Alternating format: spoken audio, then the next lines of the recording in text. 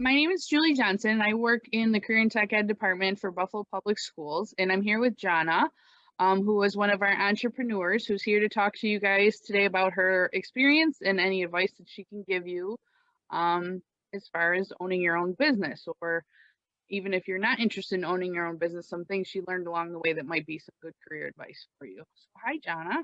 Hi, thanks for Thanks. having me. Yeah, thanks for joining us today. I know you have a very busy schedule, so thanks for giving us some time today. I just want to start out, if you could just like a brief introduction, who you are, your company, and anything that you want to start out with today. Sure. So my name is Janna Willoughby-Lohr. My company is called Papercraft Miracles, and we're an eco-friendly handmade paper art company. So we specialize in making magical things out of paper that make people happy. And so we do a lot of decorative handmade papers for wedding invitations and stationery and things like that. We also do hand-bound books and plantable seed bombs that you can put in the ground that will grow flowers. And we also make a lot of handmade paper flowers as well that look super real. Oh, how interesting. Okay, and you're based here in Buffalo, New York? Yep. Born and where are you located? Do you have an office? You work out of your home, or? So it's kind of a little bit of both. My husband and I own a commercial building over in Black Rock on Niagara Street. And we live upstairs, and then the first floor is my studio, and then we have rental space for another tenant in the back, and then we have the paper making studio is in the basement of the building. So it's technically in my house, but it's not like a regular home office or anything like that. Right. Okay, Janna, if you don't mind, I'm going to take you back a little bit to high school. This is different approaches for all people. So, where'd you go to high school? What was your high school experience like? If you don't mind sharing some of that with us. Sure. So I went to Hutch Tech, actually. Tech High, Yeah. class of 2000. And I actually majored in biochemical technology there. And it's interesting to be a full-time artist, 21 years after graduating high school with my biochemical technology degree, and to go to a high school that had no classes. I mean, they just didn't have that. But it worked well for me being there in high school, because I got to do all of my creative things because I want to, and not because I was doing them for a class. So I liked that aspect. And when I graduated with that degree from Hutch Tech, I already had 8 credits for science for college. So I didn't have to take any science courses when I was in college.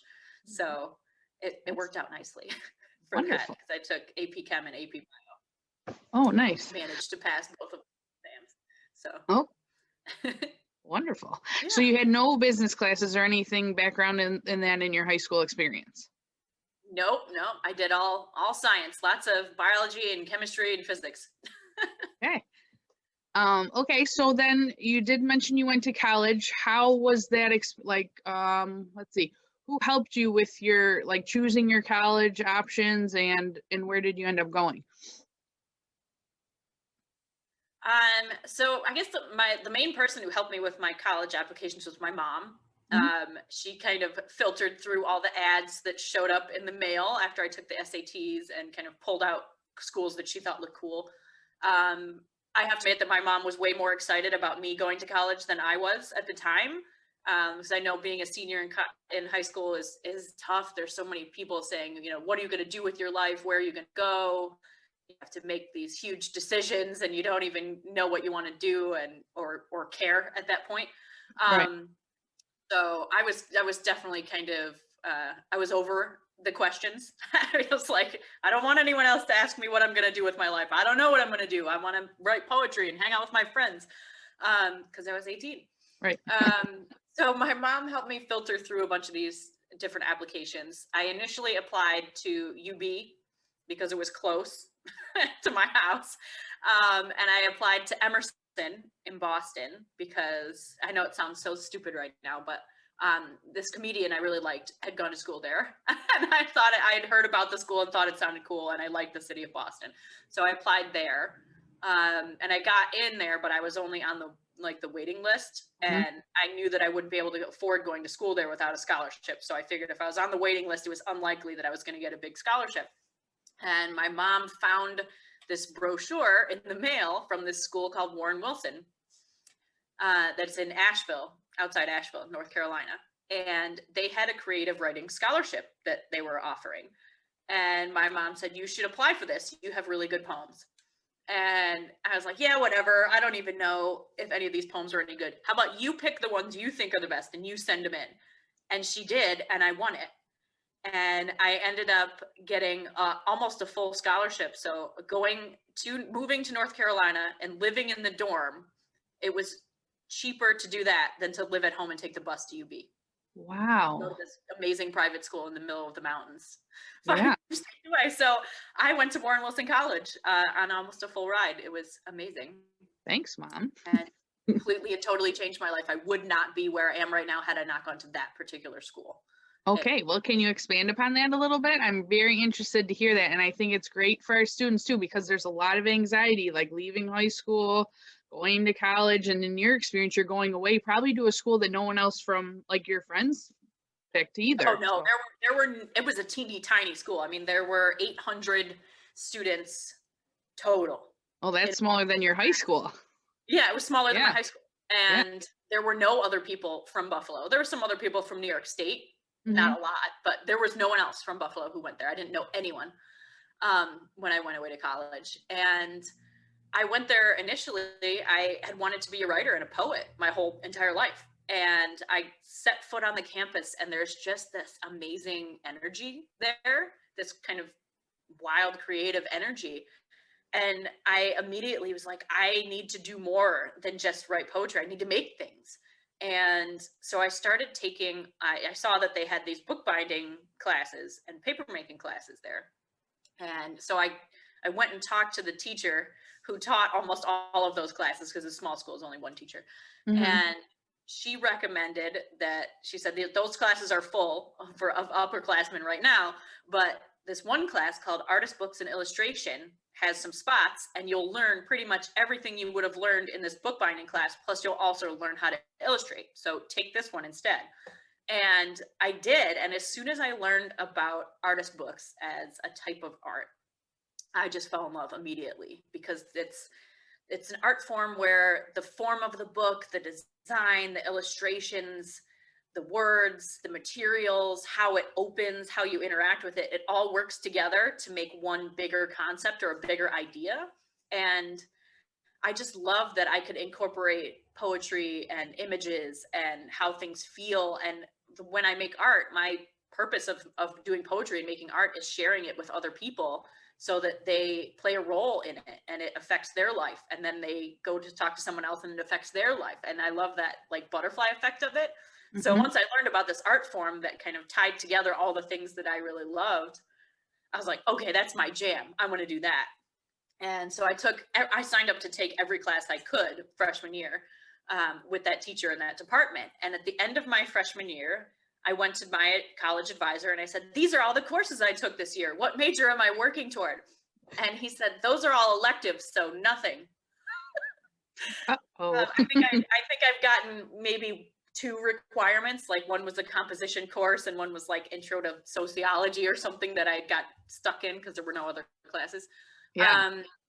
And so as someone who was there on scholarship, and I knew that I couldn't afford to go to school for 5 years, I said, I need to be done in 4 years. What am I going to do?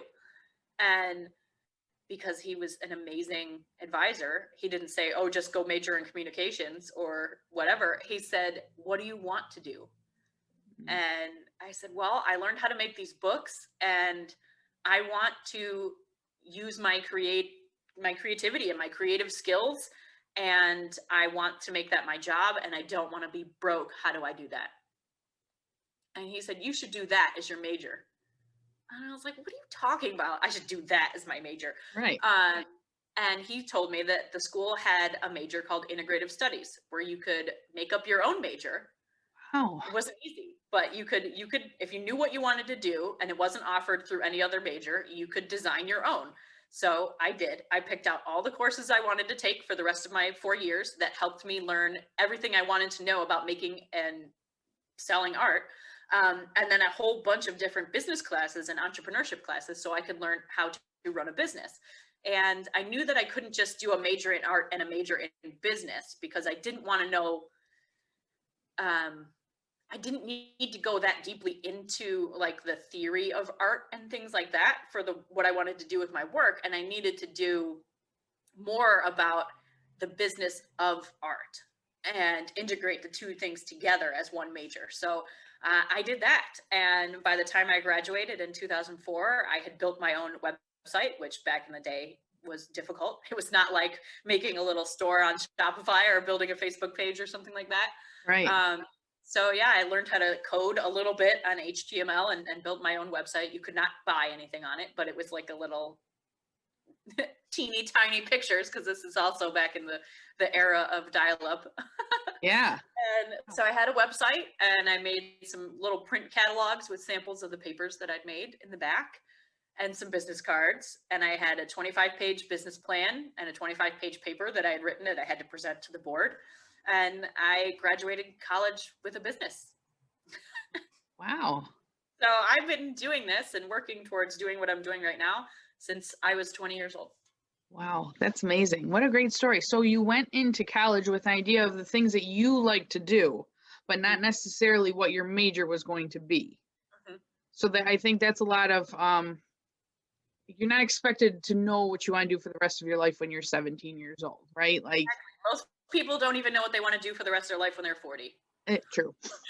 Like True. they just don't. You know? Yeah.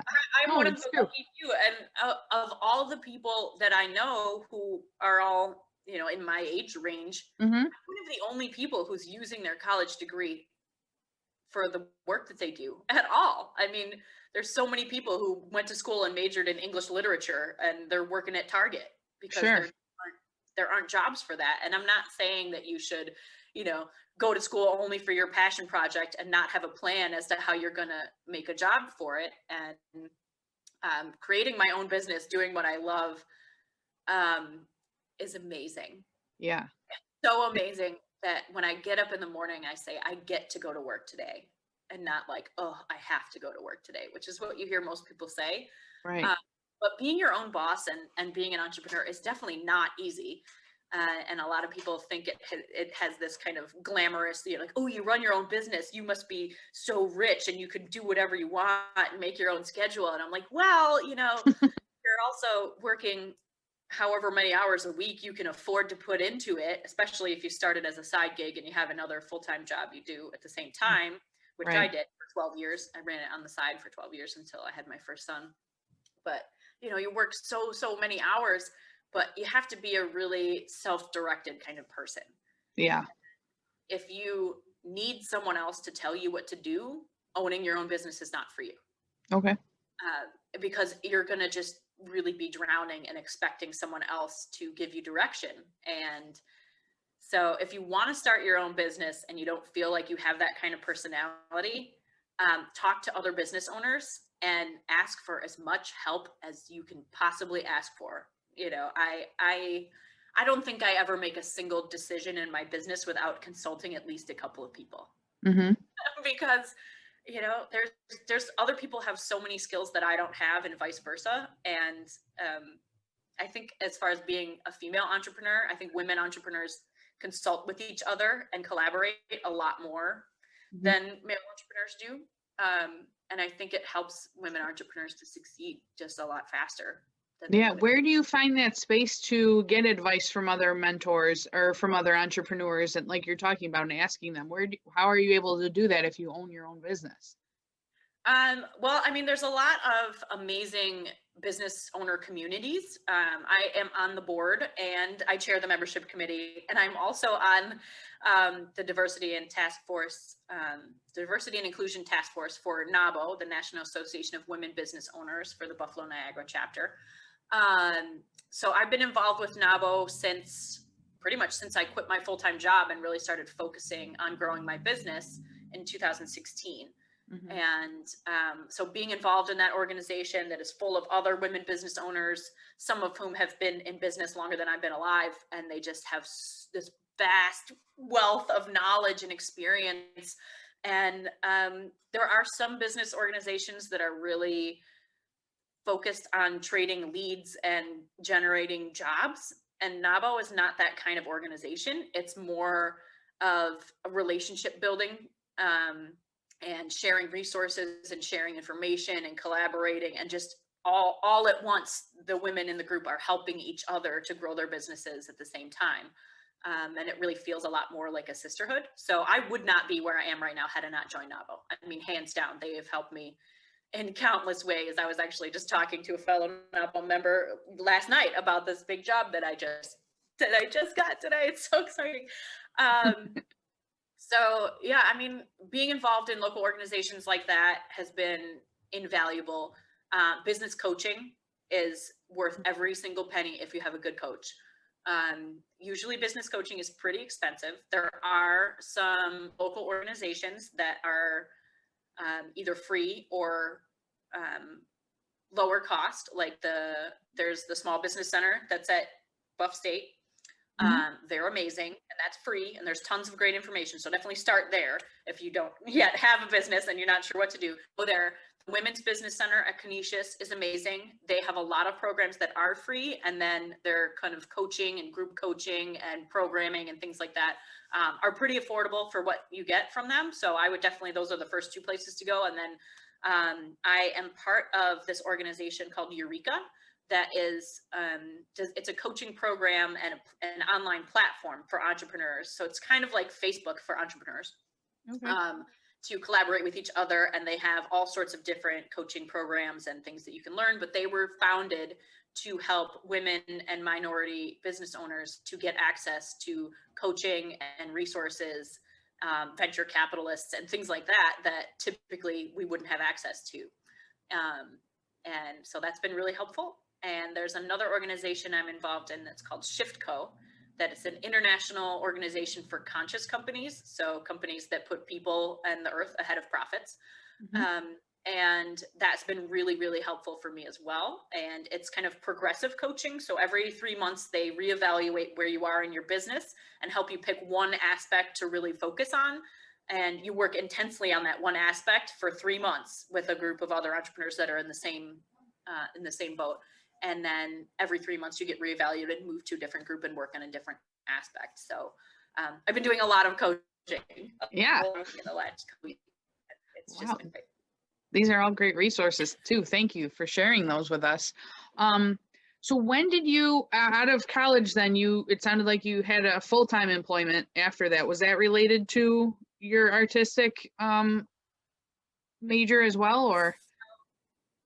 So initially, upon graduating from college, my junior year of college was really intense for me. My mother passed away in the beginning of the year, and my brother and I inherited her house back here in Buffalo, even though I was going to school in North Carolina. And so we had a lot of kind of legal things we were dealing with, and my brother and I trying to figure out, her lack of a will and her estate and all this stuff from, being living 5 states apart and all of this craziness.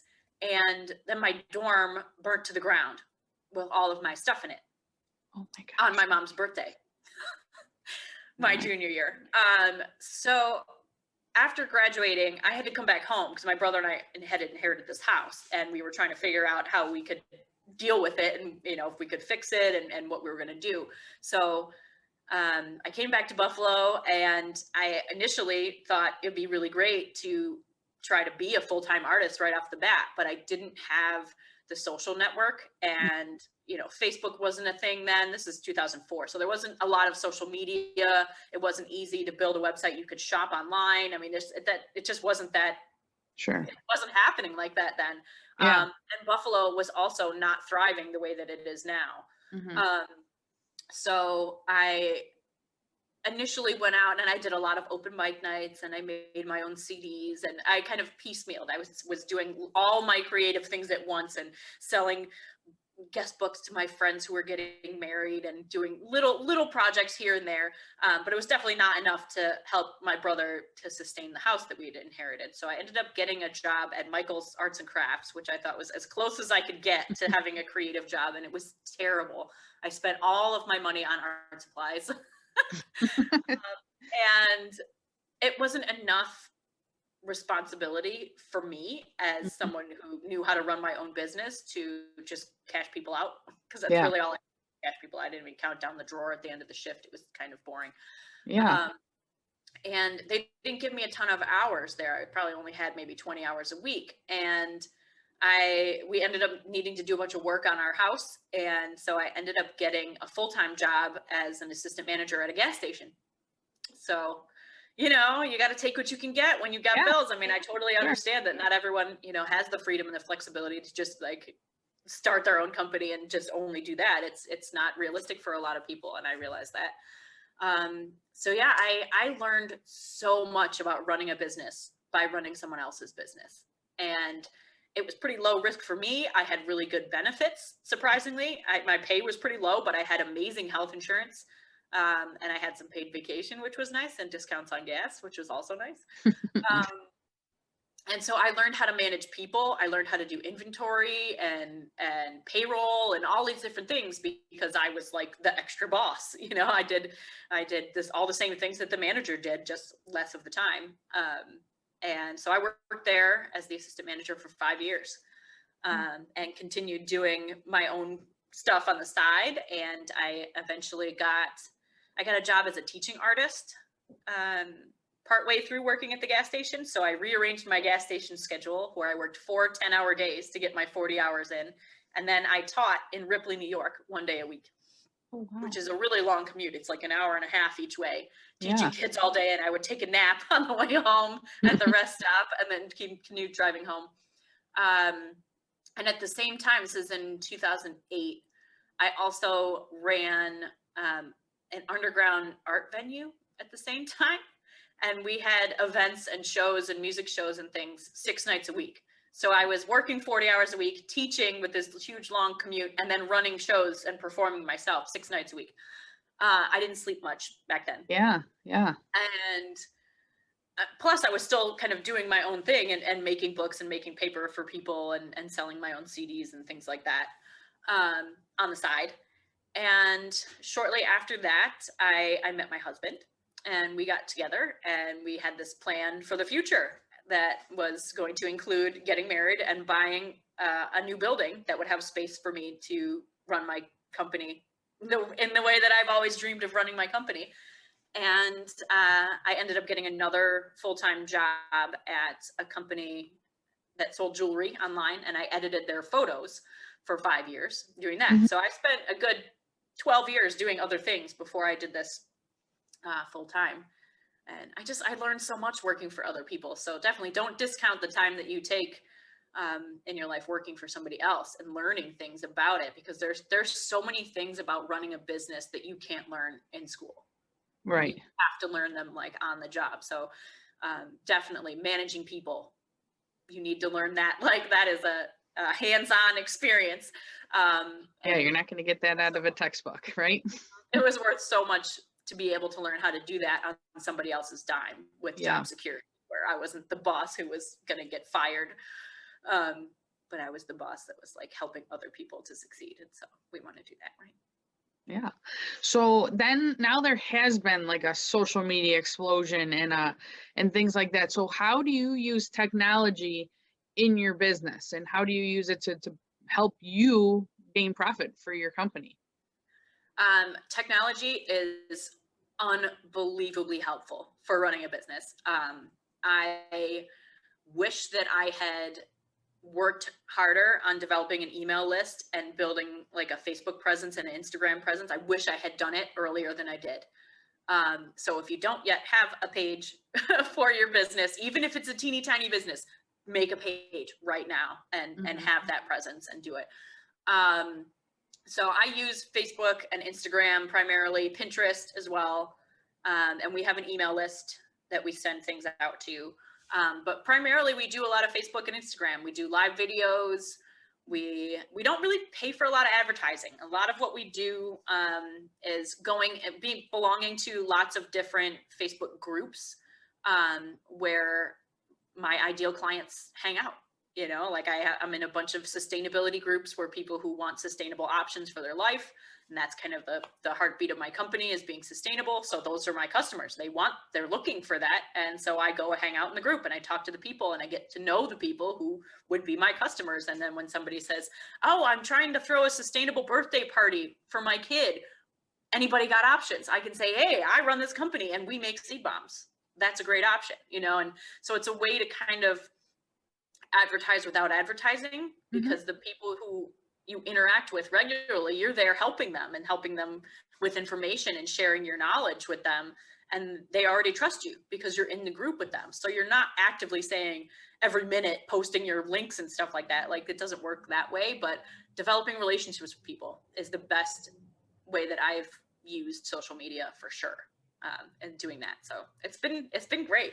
I ended up getting all of my Instagram followers for the most part and growing my business while I was at home with a little baby, because I quit my full-time job right after I had my first son, because my job that I had didn't really want to work with me to be able to work from home.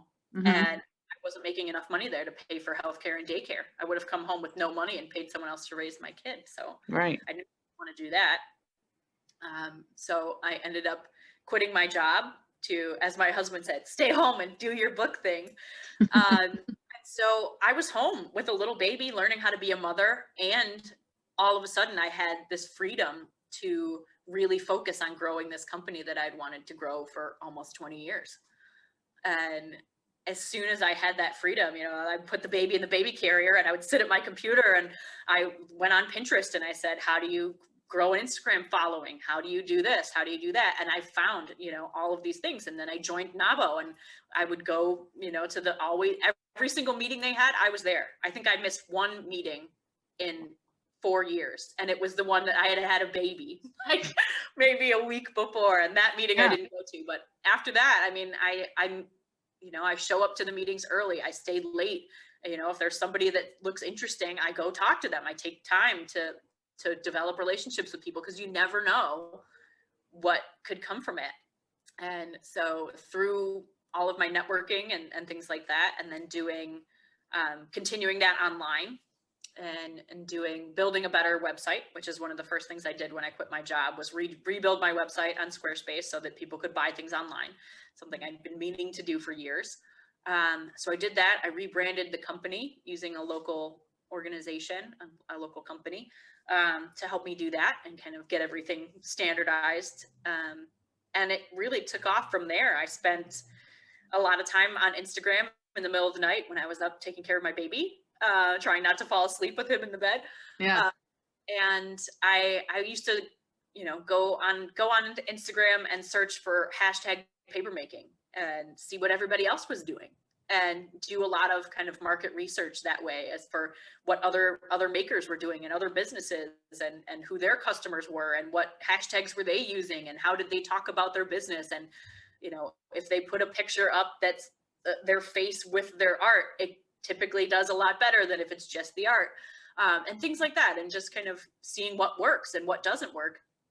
And I ended up finding somebody selling all their papermaking equipment on Instagram in the middle of the night when I was up one night, a couple months after I quit my job. And I jumped at it and I emailed them and I bought all of the equipment that they had. They were in Indiana. So my husband flew to Indiana, rented a truck, and drove all of this equipment back and installed it in the basement in our building. Wow. And as soon as it was ready, I said, take this baby, I'm going to go make paper.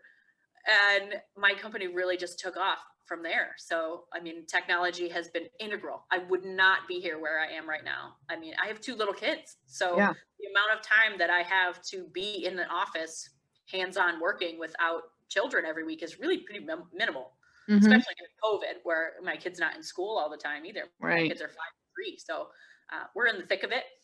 So, you know, anytime that I can be networking on my phone or growing my following or marketing to people or improving my website, you know, all of that brings business to me when I am sitting at my house with my kids. And I wouldn't be able to do this without it. technology is. Yeah. So how are you able then to separate your life, your home life and your social life? I mean, I have a 5 and a 4-year-old, so that social life, I know it's kind of out the window a little bit, but how can you make time for your business and for your family at the same time without them overlapping, especially when you live almost in the space where you work and things like that? How do you find that balance? I don't. Yeah. Don't. Pretending that your home life and your work life don't overlap as an entrepreneur, especially a mompreneur, like a work Mhm. at home mompreneur. Mhm. You can never pretend that they're not going to overlap, because they are. Yeah. My kids probably watch more TV than they should, Mhm. because sometimes I just need to answer emails, or I need to do some research on my phone, and I need them to not get in trouble. Yeah. And I'm okay with that. Mhm. And I am very, very lucky to have an amazing family. And pre-COVID, I have a lot of parents. I'm not going to get into that, but I Yeah. personally grew up with 5 parents. Okay. So even after my mom passed away, I still had 2 moms and 2 dads who were Mhm. in my life as my family all the time. So my stepmother continues to watch my kids for me 4 days a week so I can work. She has done Nice. it since everything shut down in March. Mhm. Um, and prior to that, she was watching them a couple days a week, and my other dad and stepmom were also watching them, but they've been very, very, very careful because of COVID. And so my stepmom has been amazing, and I could not do this if she were not watching my kids. So I mean, I do a lot of work in the evenings and on weekends when my husband is home from work, and so we don't have to pay as much in childcare and stuff like that. But Mhm.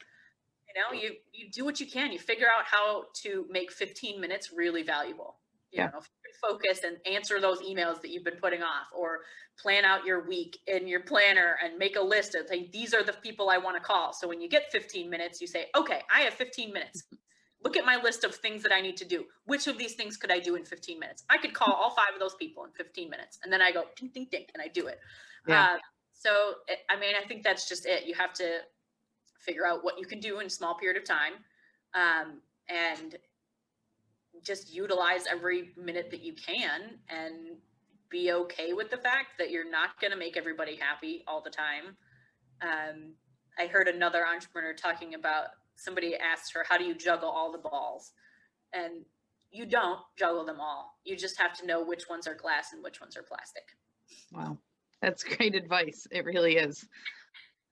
Like And folding yeah. my laundry, that went right out the window. I don't Yeah. do that anymore. Oh, well. Yeah. So, there's that. So everything, it seems like all these experiences have been learning experiences for you, that in your life too, you've had so much support with these organizations that you suggested for our students, and that you've used along the way and are a part of, and even your family. It's like embracing the help, right? It's like Yes. there's Yeah. things you don't know how to do, and you're okay with that, and you're able to reach out and Exactly. ask for help. Yeah. I mean, the businesses that fail most often are the businesses whose owners think they know everything, and they don't ask for help. They Okay. don't get other people's input, Mm-hmm. and they don't accept help when it's offered. Yeah. And I mean, as far as being American, it's a typical American woman thing to not ask for help, to think that you can handle everything, and to not accept help when people offer it. And my mother was a perfect example of that. I mean, she hardly ever asked for help, even when she really, really needed it. And Yeah. I knew that when I grew up, I was not going to be that person. So if you look through my Facebook, there's a lot of, who can come watch the kids today? Or Hive Mind, tell me some answers about this, or whatever. I mean, I ask other people for help all the time, and I refuse to feel bad about it, because people like to help. Yeah. Okay. And how about, in your opinion, what qualities do you have? Like, outside of things that you learn, what do you have as a person that you've worked on as a business owner, or that you feel are your most successful, have led you to the most success? Like, what traits do you have? So I think my number one trait that helps me be successful in business is being genuine with people. Um, even when I'm selling to people, it doesn't feel like I'm selling them, because I'm really passionate about what I do, and because I love what I do. It's very obvious, and it's exciting for other people. Like, people they feed on that energy. They're like, ooh, I want to feel some of that. I want to be involved in that. I want to do that. So I don't even end up having to sell to people very often. As soon as people find out who we are and what we do, they're like, cool, I know somebody. So even big, huge deals, there's not a whole lot of effort that goes into like really closing them, because before I even send them a proposal, they love me, because when they talk to me on the phone, or when they talk to me on Zoom or whatever, and actually, see me and hear me, they realize that I'm a real person, and I'm not trying to pull a fast one on them. And I try to be as honest as possible with my employees and with my customers, with my colleagues and things like that. So being really genuine is definitely a good start. Being resilient. So when people tell you that your idea is crazy, because I started making journals and making paper for stationery when everyone was on LiveJournal. So the kids listening to this have no idea what LiveJournal was. But LiveJournal was like the way to have a blog before there was blogs. And the Kindle had just come out, and like ebooks were just becoming a thing. And I had so many people tell me I was insane to start a business making books and making paper. They're like, no one is going to write in a journal ever again. Right. No one is going to buy paper books ever again. And especially like wedding invitations, like Evites had just become a thing when I started this company. And, people were like, who would ever buy expensive wedding invitations again when you could just send an email? But then we became a generation of everything is an email, and people are drowning in emails, and you don't even want to look at them. People don't even check their voicemail anymore, because they're like, oh, I can't handle this. And people got to a point where they were just really starving for tangible things that were real, they could hold in their hands. And when you read a book on paper, or when you write something down in a journal, it sticks into your brain in a way that it doesn't if you type it on a screen. It's just, you could look at, how many times a day do you open your phone calendar to remember your schedule for the day? 100, even though there's only 5 appointments in it or whatever. If you wrote those 5 things on a piece of paper, you would remember those 5 things all day. Yeah. And so I kept telling people, like, it'll come back around. Yeah. It's going to come back around. And it has. I mean, it's probably 2015, stationery, having a fancy pen, having a bullet journal, like all of those things, having special, unique wedding invitations that nobody else has. Like, it became this huge, huge industry. And here I was like, I've been doing that for 15 years already, Told you so. Told you so. Like, I'm still here. I'm still doing my thing. And now that these are, has been steadily growing every year, where people are intentionally taking time away from the screen and writing in a book, or making something special and wanting to send something tangible to a friend instead of a gift card. I mean, like, all of those kind of things, that's my wheelhouse. Like, I have been living in the power of a single moment to change somebody's life forever since I was 20 years old. So being resilient, don't let the haters drag you down, because there's always going to be haters. There's always going to be people who doubt you. There's going to be people who don't believe that whatever your idea is going to work. And there will always be 3 times as many people who tell you reasons why it won't work than people who would say, I think this is a great idea and I'm going to help you. So, when you get those haters in your face, as they say, ain't nobody got time for that. Yeah. Yeah. Just don't listen to them. If it's something that my mom told me when I was a kid in school. I used to get bullied a lot because I was super, super dorky, believe it or not, when I was not at all cool. But I came home one day and I said, all these kids at school are saying this about me. And she said, well, is that a true thing about you? And I said, well, no, obviously not. And she said, well, if you know that what they're saying is not true, then they can say whatever they want all day long. It doesn't matter. Yeah. And the same thing applies to business and life in general. Like, if other people are saying that they don't think it's going to work, but you do, who cares what they have to say? It's not their business. Yeah. So, got to be your own biggest fan. If you're going to be an entrepreneur, And you're going to be, especially a creative entrepreneur, because most Mm-hmm. creative people have no idea how to run a business. Yeah. It's the other side of the brain. Mm-hmm. But I think creativity can really be such a big asset as far as being a business owner, because it can give you these amazing ways to overcome obstacles and problems that come up that traditional business owners would never have thought of that as a solution, because Right. they don't think creatively. So, Yeah, they didn't read it out of a textbook, or they didn't, the type A that just doesn't follows the straight line, right? Not especially when you own your own business, there is no straight line to follow, right? Exactly. You got to surround yourself with the right kind of people too. Mm-hmm. And if you're constantly surrounded by people who talk down about themselves and other people, they're going to make you feel like garbage, you know? Yeah. Or they're going to try and tear you down if you're not feeling that way. So, sometimes, it's a matter of kind of cutting out some toxic people, but really just being intentional about putting yourself near people who will help you be successful. There's so many people out there who will help you be successful. You just have to ask. Oh, this is all great advice. Thank you so much. Any where you see your company going from here, Papercraft Miracles from here? Like, do you have visions of where it goes, or are you just on the ride and it'll see? So many visions. Oh my goodness. Yeah. I mean, in the future, I would love to have kind of like a big team, because my company has a lot of different divisions to it, even though it's small right now. Mm-hmm. We've got our paper flower business, and then we've got bookbinding, and we have paper making.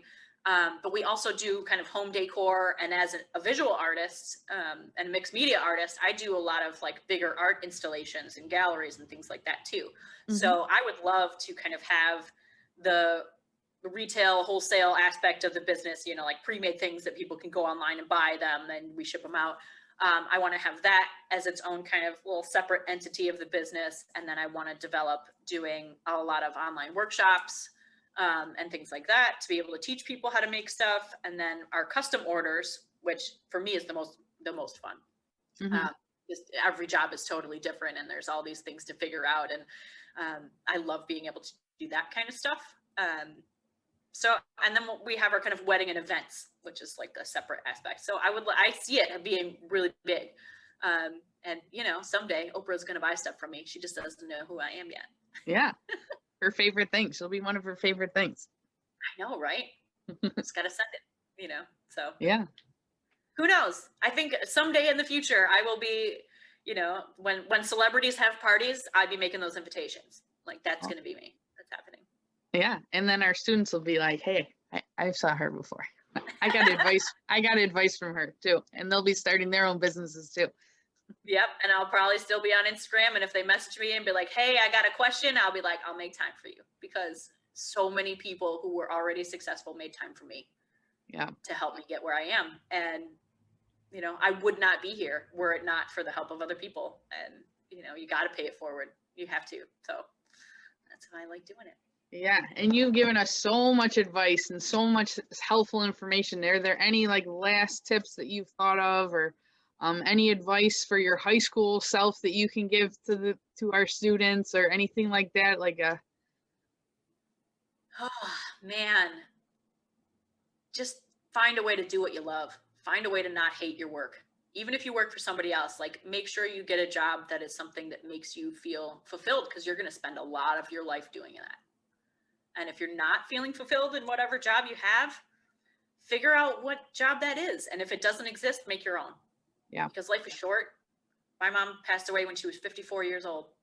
Like, I'm 38 now. Like, that's not that far away from where I am now. And so, I knew at 20 years old that life was very short. And I was like, I'm going to do what I love right now, because I never know if there's going to be tomorrow. And I don't want to be one of those people on my deathbed saying, oh, I wish I'd done more. Yeah. So I just, you only got one life that you know of. So do what you can with it while you have it. Try not to waste it. That's great advice. Thank you so much for your time.